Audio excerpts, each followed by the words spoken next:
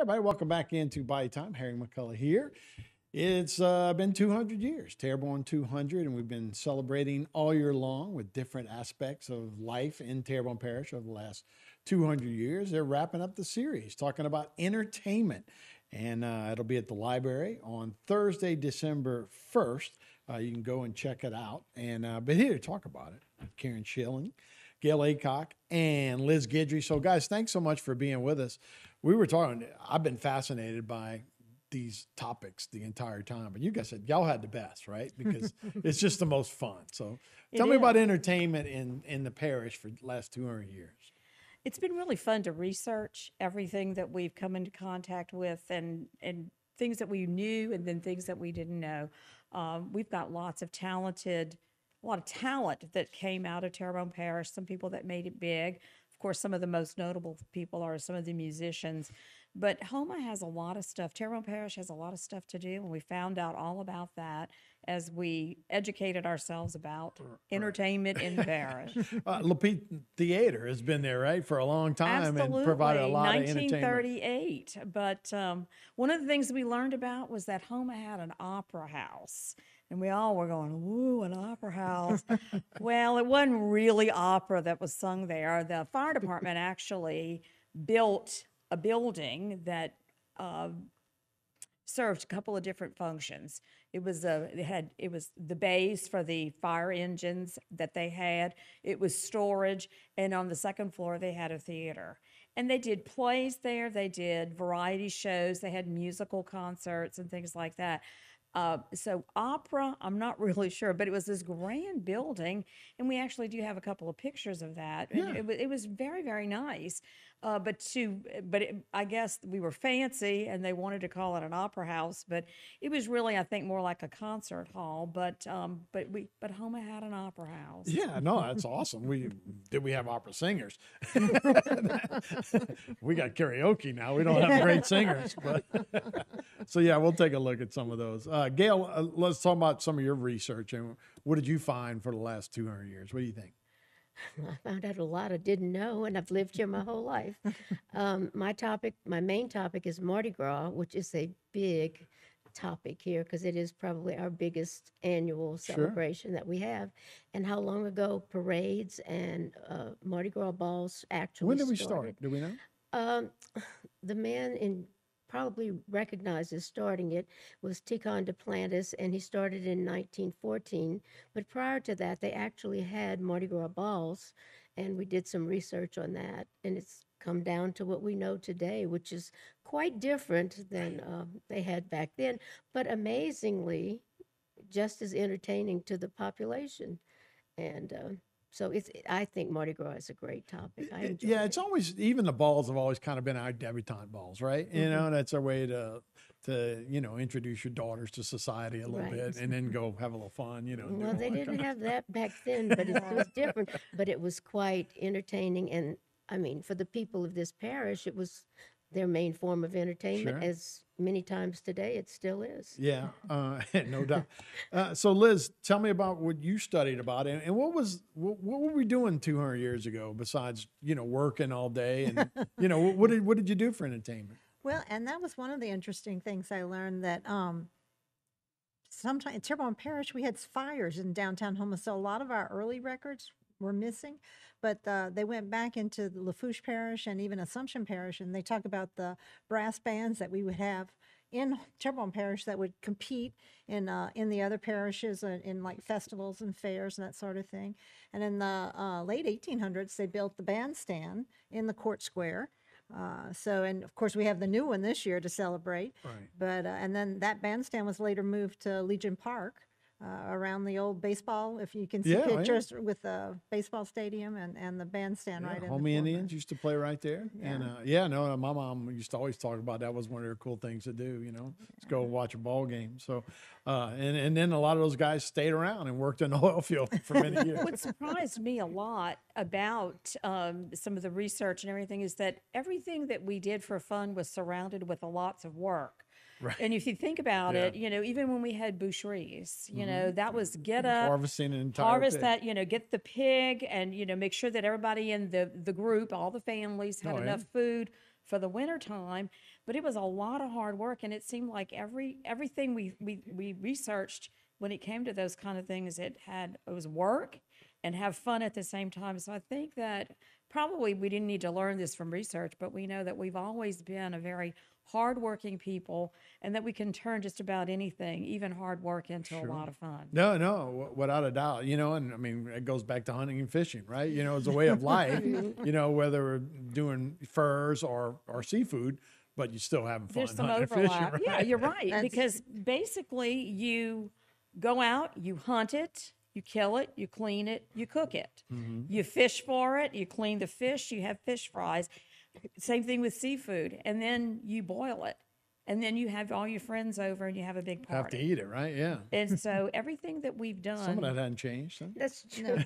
historically, and Sunday dinners, Right. a lot of times it was killing the chicken Right. and then frying the chicken and, and getting everybody over to eat. So that was entertainment. Yeah, I a tell lot of you, people. yeah, talking about like my dad, who used to talk about they kill a chicken right before Sunday meal, and his entertainment was watching the thing without a head running around.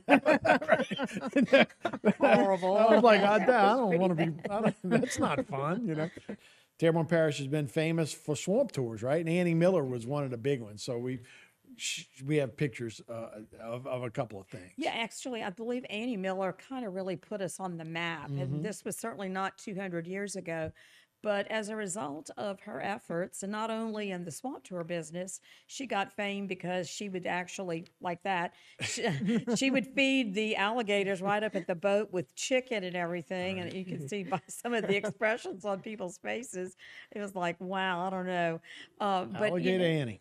she also documented the migration of eagles and got National Geographic to come and pay attention to what was going on, and a lot of stuff A was great success story there as well. absolutely. And so now we still have a lot of swamp tour action in this area. People like to come and see. So priests always like to sing, right? And sometimes I'm going, can we just get through this mass? But some of them are very good, right? So we had a singing priest. Yes, Father Frederick Brunet was one of the people very, very widely people wanted to see him. He was with Lagniappe on the Bayou. St. Joseph Church undertook doing a festival, which they called Lagniappe, a little extra something. And it grew to be an international event. People came from all over the world to come and see what Lagniappe on the Bayou was all about. And he was always a featured act, the singing priest. Of course, now we know about the Lagniappe burgers, the Pop Rouge ice cream. And some of the people that grew up with that fair and festival now are associated with Rougarou. And we now have those recipes that come into that fair. We as should well. still be doing lining up on the bike, but that's another topic, right? Yeah. And then we talked about musicians, but Sweet Adelines. Tell me, Gail, can you tell me about Sweet Adelines and where that came from? Well, I'm probably not the expert on the Sweet Adeline. I'm the tourist. In the research, we had barbershop quartets back into the very beginnings of the parish almost. The Sweet Adelines group, the female group, started in 1970 because they wanted a little part of the action, and the guys wouldn't let them. So they started their own group and lasted for, a number of years. So. A long time. I saw them in Baton Rouge, and they were awesome, and they were in a competition, and they were great. And even after the local group, when people weren't able to participate, a lot of the people traveled to New Orleans and other local places, and we're still singing with Sweet Adelines on a different level. So I say my wife's grandmother was in that, and the first time I'd ever seen her with makeup on and singing, and stage makeup, and I was like, wow, look at her. There are a couple of people that I'm hoping will come to the presentation. So tell me about the presentation. So what will they see there?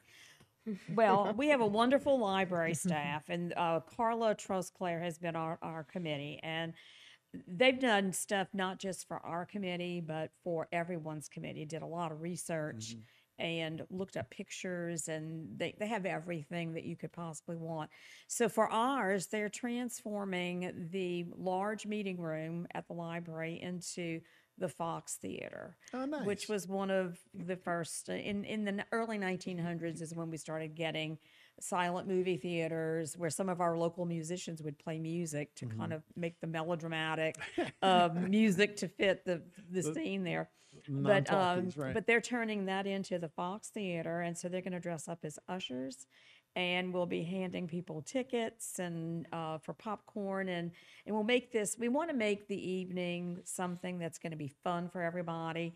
So we won't just start a PowerPoint presentation.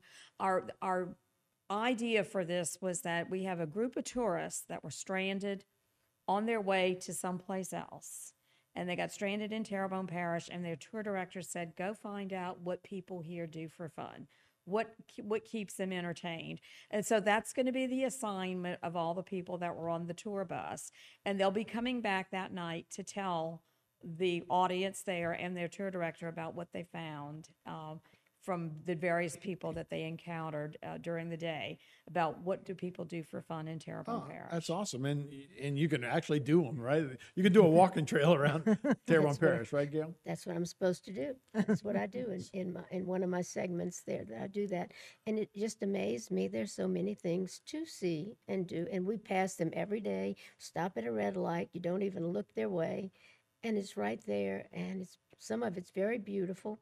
One of them right across the street from here, St. Matthew's Church. And it's got quite a history to it. And so we want to bring out things that maybe families could do and have a great time doing it and learn about where they're from. Yeah, look, that Bayou Walk is incredible, and Oh, not it enough is. people use that for sure. So, Liz, let's wrap it up. So, what else are we gonna? What are we gonna do on at the library that day? Well, we have to keep some of it a surprise, Sure, right? yes. Right. Every No. every good entertainment has a That's surprise. right. at the But end. no, we're gonna talk about how we progress through our entertainment. We'll go through some of the movie houses, some of the bands, some of the local musicians. Homa had its own recording studio back in the Nice. '60s. Record label, actually. Yeah, record He label, said yeah. Judy in Disguise was a guy from Homa, right? Yes.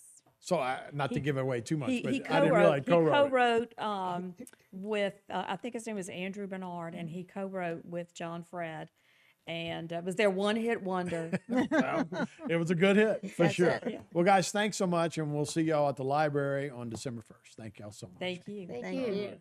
We'll be right back with more Bite Time right after this.